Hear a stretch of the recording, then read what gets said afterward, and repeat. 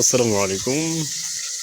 সবাই কেমন আছেন ভিউয়ার্স? বরাবরের মতন আরেকটা ভিডিও নিয়ে আসছি আপনাদের সামনে।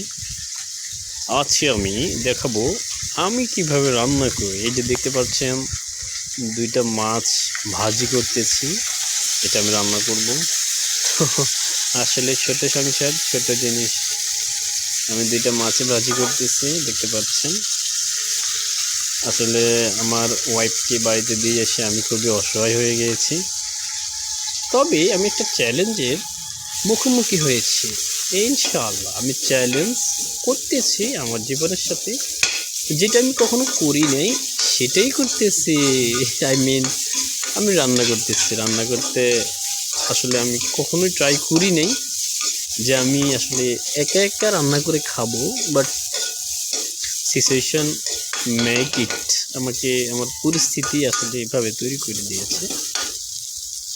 তো আসলে আমি ফ্রি টাইমে কী করব তাই ভাবতে, এখন তো আসলে আমাদের কাজে একবারে কম, তাই হোটেলে অস্বাস্থ্যকর খাবার না খেয়ে কিভাবে নিজে রান্না করে খাবো, মানে সুস্বাস্থ্য খাবার। আমি যদি আলু ভর্তা আর ডাউলও পাকাই, আমার থেকে এত সুস্বাদু মনে হয় যে আমি এই খাবারটাই, ঘরোয়া খাবারটাই মানে কোথাও খাইনি, এই ফার্স্ট অন্যরকম একটা স্বাদ। দেখতে পাচ্ছেন আমি রান্না করতেছি, সব কিছু কেটে কেটে রেখেছি, এখন একটা একটা করে দিচ্ছি। দেখতে পাচ্ছেন বন্ধুরা, ধন্যবাদ ভিডিও দেখার জন্য। দেখতে থাকুন আমার হাতের রান্না, আমি কিভাবে রান্না পাকাই। দেখতে পাচ্ছেন মাছ ভাজির পরে আমি কিন্তু পেঁয়াজ, রসুন এবং কাঁচামরিচ ভাজতেছি। ভেজে একটু পানি দিয়ে দিচ্ছি, হ্যাঁ, ওগুলো করার জন্য, যেন একটু নরম হয়, পানির সাথে পুরোপুরি মশলাটা মিশে যায়, যত মশলা আছে আমার এখানে। তারপরে আমি দিয়ে দিচ্ছি গুঁড়ো মরিচ, গুঁড়ো হলুদ, তারপরে লবণ, পরিমাণ মতো সব কিছু। আমি যে এরকম খাই সেইভাবে দিই, আপনিও সেই একই রকম দিবেন। একটা একটা করে আমি দিচ্ছি।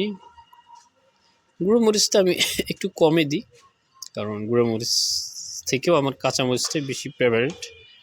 কাঁচামরিচটাই আমার ভালো লাগে এবং স্বাস্থ্যের জন্য গুঁড়ো মরিচ থেকে কাঁচামরিচই ভালো। দেখতে পাচ্ছেন আমি দিচ্ছি গুঁড়ো হলুদ। হলুদ একটু বেশি দিই, পরিমাণ থেকেও আবার পরিমাণ মতো দিই, কারণ হলুদটা আমি পছন্দ করি। হলুদ খাওয়া ভালো, কাঁচা হলুদও ভালো, বাট এই হলুদও গুঁড়ো হলুদই সেম ভালো মনে করি।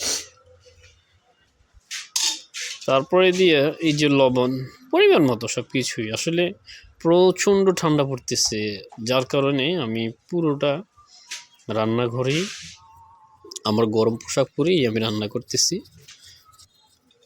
ঠান্ডার পরিমাণ 11 ডিগ্রি সেলসিয়াস, যেটা আসলে আমাদের বাংলাদেশের তুলনায় খুবই প্রচণ্ড শীতের একটা সেলসিয়াস, যেটা অ্যাভেলেবেল না। তো দেখতে পাচ্ছেন আমি মাছ ভাজি করে রেখেছি এবং সবজিও কেটে রেখেছি। তারপরে এগুলো দেওয়ার পরে মশলাপাতি যখন পানি দেওয়ার পরে একটু মানে ফুটে আসছে, তখনই আমি কি করছি, আমার দেওয়া মূলা এবং সিম, এই দুইটা জিনিস আমি একসাথে দিয়ে দিচ্ছি, কারণ এগুলো সিদ্ধ হতে একটু সময় লাগে, তাই যেন আগে ভাগে দিয়ে দিচ্ছি যেন সিদ্ধ হয় তাড়াতাড়ি। তো দেখতে পাচ্ছেন আমি সবগুলোই উঠে দিয়ে দিচ্ছি, আলু ছাড়া সিম এবং মূলা দুটোই দিয়ে দিচ্ছি। আলু দিব, এগুলো একটু সিদ্ধ হয়ে আসলেই আমি আলুটা দিয়ে দেব। এই যে পানি এগুলো শুকাইলে তারপরে আমি দিয়ে দেব আলু।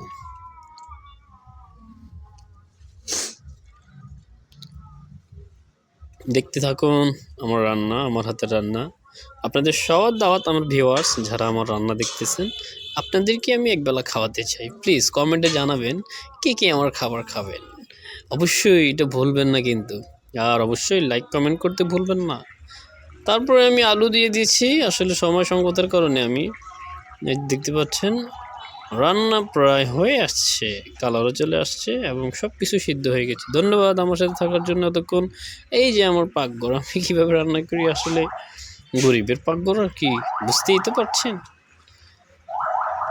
ধন্যবাদ সাথে থাকার জন্য।